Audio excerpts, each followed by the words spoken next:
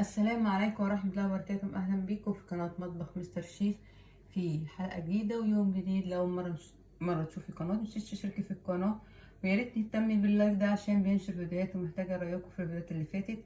النهاردة بقى عندنا أكلة مش هقول لكم جديدة عشان في ناس كتير بتكتب كومنتات دي مش جديدة ولا حاجة من مطبخ مستر شيف. هنعمل أحلى طاجن بطاطس بالسجق بس على طريقة مطبخ مستر شيف. زي ما شايفين عندنا هنا هون فلفل اخضر اللي هو الرومي العادي، وعندنا فلفل حراق. عايز استغنى عن فلفل حراق شيله خالص وخلي كله فلفل رومي. وعندي هنا 4 وحدة طماطم مقطعة مكعبات زي ما انتم شايفين. وعندي كمان هنا هو بصلة، كنت المفروض ان انا اقطعها جوانح بس عشان الولاد ساعات بيطلعوها لي من الاكل كده فقلت اقطعها صغيرة افضل. وعندنا اهو السجق ده يعتبر كده كيلو سجق، وعندنا البطاطس. هنركن ده كله كده الاول ونشوف اهم حاجه التتبيله اللي احنا هنستخدمها في الخلطه الجميله اللي احنا نعملها دي.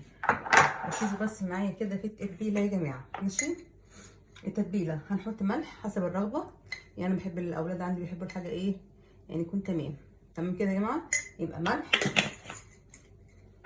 وعندي كمان كزبره ناشفه هنحط معلقه كبيره، تمام كده. وعندي كمان السبع بهارات هنحط معلقه كبيره بردك. الاكله دي يا جماعه تحفه تحفه تحفه، يعني مش هقول لكم غير تحفه. مش هتكرروا ان هي حلوه ولا وحشه الا لما انتوا تجربوها بعينيكم. ادي كده حطينا 7 بهارات. هنحط كمان الفلفل الاسمر، هنحط كده معلقه محترمه. وعندنا كمان الراعي الرسمي للاكله الزعتر، هنحط كده معلقه حلوه. لو عندك كمان زعتر اخضر يبقى حلو قوي في الحوار ده، بيبقى جميل. وهنحط معلقه من البابريكا بردك هنحطها كله باودر، تمام كده. وكمان احنا بنحب الحاجات السبايسي وهنحط كمان الشطه. نحط كده معلقه شطه كده حلوه عشان تبقى مشطشطه وحلوه، تمام. وعندنا كمان التوم. لو انا قلت لكم اكتر من مره ما عندكمش توم مفروم زي ما انا بفرمه وأحطه في الثلاجه، حطي 4 فصوص توم. الوصفه دي مش محتاجه ان انت دقيق قوي، ممكن لو عندك الهون الصغنن دون كسريه. انا هحط معلقه كبيره زي ما انتم شايفين كده. يعني طبعا البطاطس الطاجن كده عامه كل ما تحط له توم بيدي طعم كده وريحه ما اقولكوش، بيبقى جميل جدا. يا ريت بس تبقى اتفرجوا على الفيديو للاخر، وهحاول ان انا على قد ما اقدر مش هطول فيه عشان فعلا اما يكون حاجه طويله انا نفسي بعد بجرب فيها عشان اشوف اخر الحوار بالظبط. كده تمام؟ شايفين التوم قد كده؟ حلو قوي. تاني هنحطه؟ اهم حاجه هنحطها، هنحط كمان مع ده كله معلقتين من الصلصه. بسم الله الرحمن الرحيم. كده 1، ادي كده 2 صغننه قوي باش بخرة، تمام. وهنحط يعني مش هنحط ميه كتيره، يعني معلقتين بالظبط، بس اللي بيعمل الحاجات الحلوه اللي احنا هنعملها النهارده دي.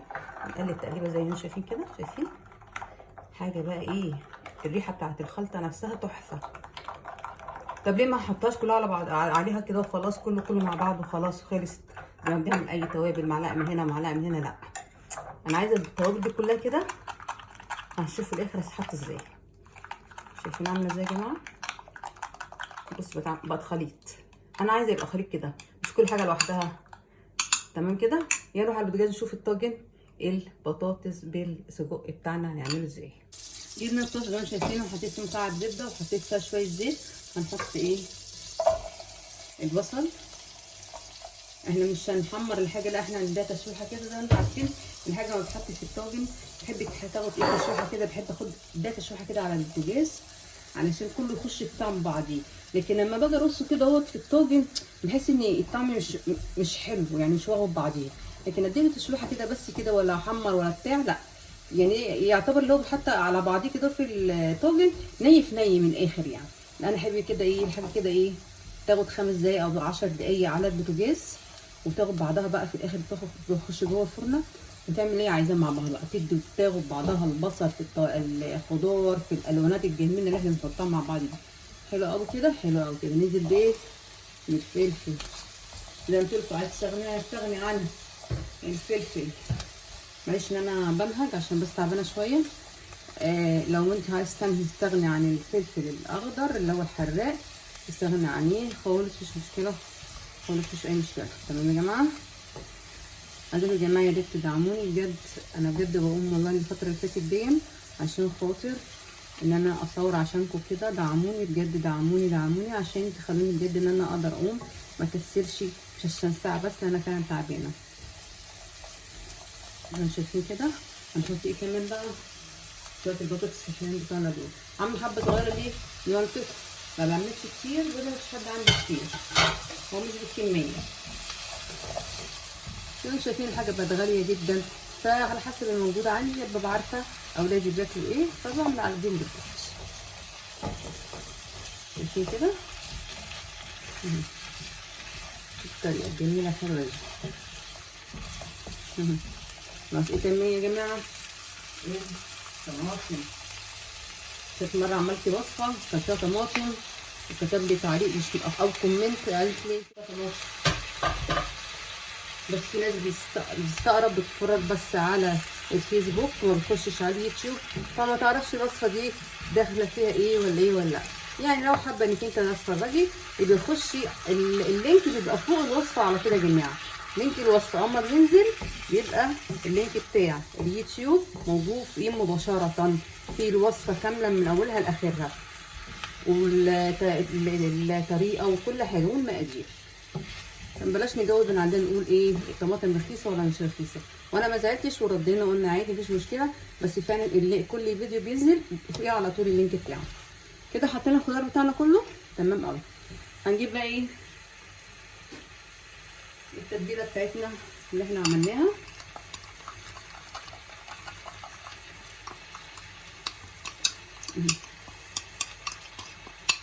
حاجه اسهل من كده يا جماعه؟ لا مفيش. على فكره لسه خطوه ثانيه عشان ما نفتكرش احنا كده كده الاكله بتاعتنا خلصت. في اهم خطوه الاساس الوصفه بتاعتنا السجق. هنقلب بقى تقليبه حلوه كده محترمه. انا كده خلاص كمان طلعت نرفع الباص بقى ونشوف هنعمل ايه تاني. ده الطاجن اللي انا هستخدمه زي ما انتم شايفين اهو. هننزل بقى ده كله كده فين في الطاجن كده زي ما انتم شايفين. ايه الريحه دي؟ ريحه فظيعه، ايه الجمال ده. اهم حاجه بس عايزين بس ننضف كده ايه الطاسه دي ان احنا نستخدم فيها لسه الايه السجق. لازمكم شفتوا الوصفه دي قبل كده في اي قناه، مش هقولها برضك حاجه جديده، لا دي من مطبخ مستر شيف، كان شفتوها او ما شفتهاش بس دي طريقه مطبخ مستر شيف. نرجع تاني للبوتاجاز ونشوف السجق برضك هنعمله ازاي. جبت زي ما انتوا كده نفس الطاسه اللي انا كنت عامله فيها الخضار بتاعي، حطينا فيه اهو السجق. هنسوي حطيت التشويحه بتاعتها مجرد بس ندي التشويحه بتاعتنا اللي احنا عارفينها. هنقوم ضافينها برضه خطوه كده اوريها لكم بحيث برضه عشان ما اطولش عليكم في الفيديو. هقفل دلوقتي واول ما الاقي ان هو كده لونه يروح شويه هوريه لكم تاني ونرجع لبعض. زي ما شايفين كده اهو خلاص السجق بتاعي تمام كده. نضيف عليه بقى ايه خالص كده ونروح نحطه على الطاجن بتاعي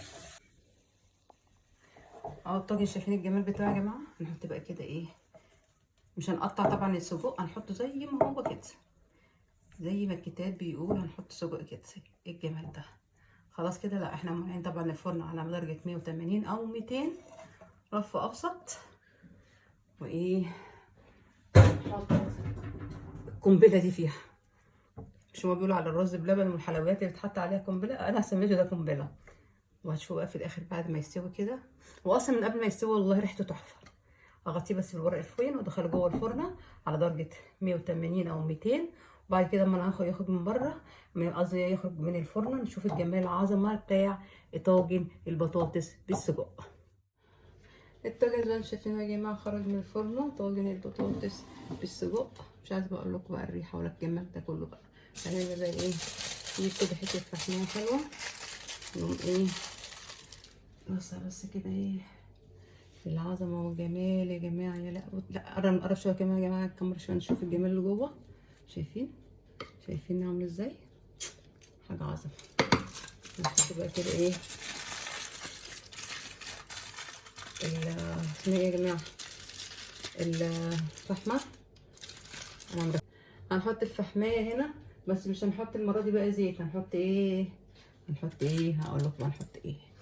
هناخد شويه من المرقه اللي هي من تحت دي بتاعت الصوص بتاعت البطاطس بالسجق بتاعنا، نقوم عاملين كده اهو. شايفين سمين قصدي بقى، ولا سمين ولا ريحه، مش عارفه صراحه اقول لكم ايه. كل حاجه زي ما انتم شايفين كده، ومغطاها بقى بشويه كده ايه بالفيلم، كان اصلا جوه في الفرن دقيقتين كده بس عشان الريحه الحلوه اللي احنا ايه شايفينها، واللي انتوا شايفين الريحه بقى كده والدخانه دي. طاجن بقى يا جماعه فظيع فظيع فظيع فظيع، لازم تجربوه. سهل وبسيط، وفي اي محل مشويات بتلاقوا الطواجن دي. عكاوي، بتلاقي سجق، بتلاقي كبده، داخل كله، داخل بقى كله في بعض دلوقتي. اهم حاجه تطبيق التتبيله تعمليها ازاي، والوصفه تعمليها ازاي، هي هتطلع زي ما انتم شايفين كده، ولا افتكاسات ولا اي حاجه خالص. حاجه سهله وبسيطه جدا جدا، ومفيش اي حاجه ابدا تطلع وحشه. اي حاجه انت ممكن تعملها في البيت في الايام اللي احنا فيها ديت حاجه غاليه، والله هتطلع جميله جدا. شوف بقى كده ايه عليها كده، ريحتها يا جماعه تحفه. ده كده يا جماعه اخر الفيديو بتاعنا بتاع طاجن البطاطس بالسجق. يا رب يكون النهارده الفيديو عجبكم، يا ريت نهتم باللايك بجد، نعمل اشتراك